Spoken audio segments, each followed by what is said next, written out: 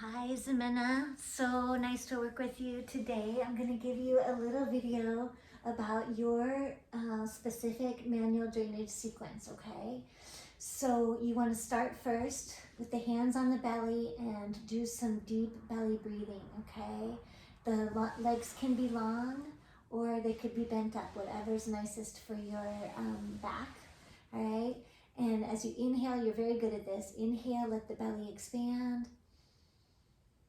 Exhale, pull the belly in toward the spine.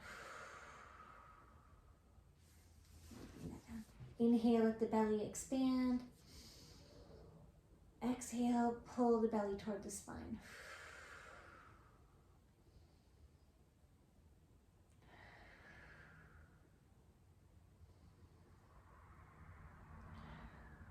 The next place you're going to go is the neck. And you can either cross the hands over each other at the wrist, either side just below the ears, and you're pulling down and forward toward those collarbones, okay? About 10 of those. Or you can do one hand, the web space here at the throat, and one hand, base of the ears, down, stopped by the collarbone, okay? Then the next place you're gonna go for related to, your history of your cancer would be the groin nodes. And you're gonna go right in the panty crease. The direction of the pressure is up and in toward the belly button. You stay in that crease where the thighs meet the pelvis, and you're going in and up toward the belly button, okay? And it's about 10 of those, all right? In and up toward the belly button.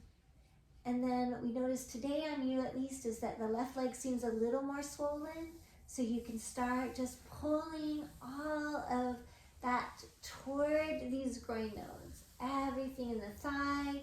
Then you pretty much could lift up the leg and let it rest on the other knee, and you're gonna pull, a little extra time spent behind the kneecap where you have some nodes, and then pulling that fluid all the way from the base of the toes, pulling it up, getting the back of the knee, sorry I got my pants, but back of the knee, right? Top of the toes, base of the toes, all the way around that ankle.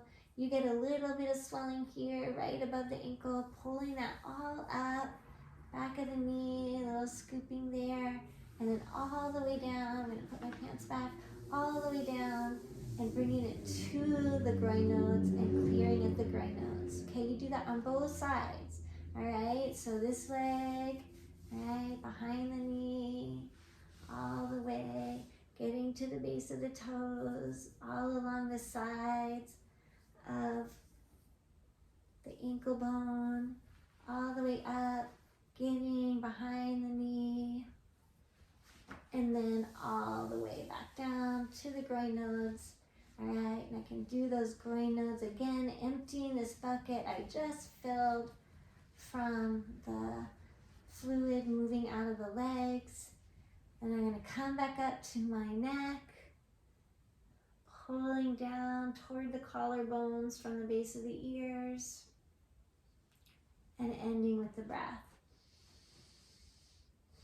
Now, if you wanted to include the arms and the armpits, you would open up that arm, get into that armpit, stay in the armpit, but my direction of pressure is up and in toward the neck, okay?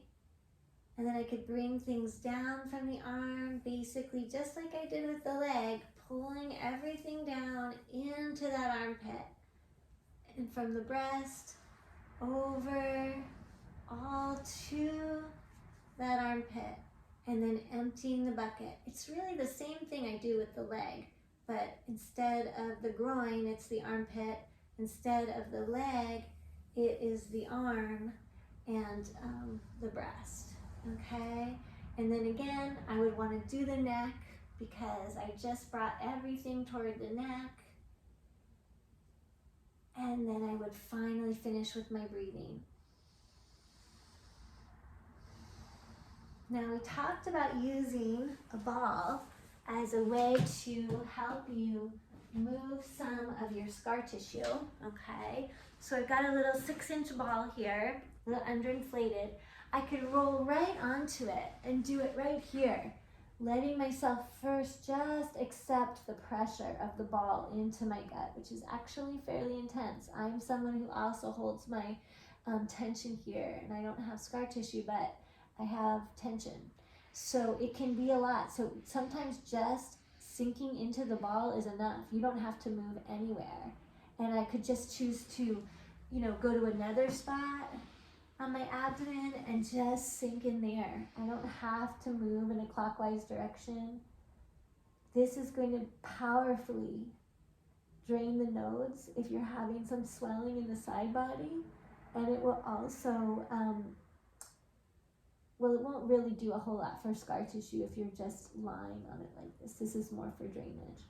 But it will also allow you to breathe in to those areas of tension, and as I exhale, sink more deeply onto the ball for greater muscular release. If I want to work my scar tissue, I can start to go a little bit clockwise. So there I am. Right now I'm at 12 o'clock. I'm moving over to 3 o'clock, down to 6 o'clock. You can't really see what I'm doing. Sort of, you can. Over to 9 o'clock and up to 12. And, for you, I'm going to go back around, back to 3 to 6.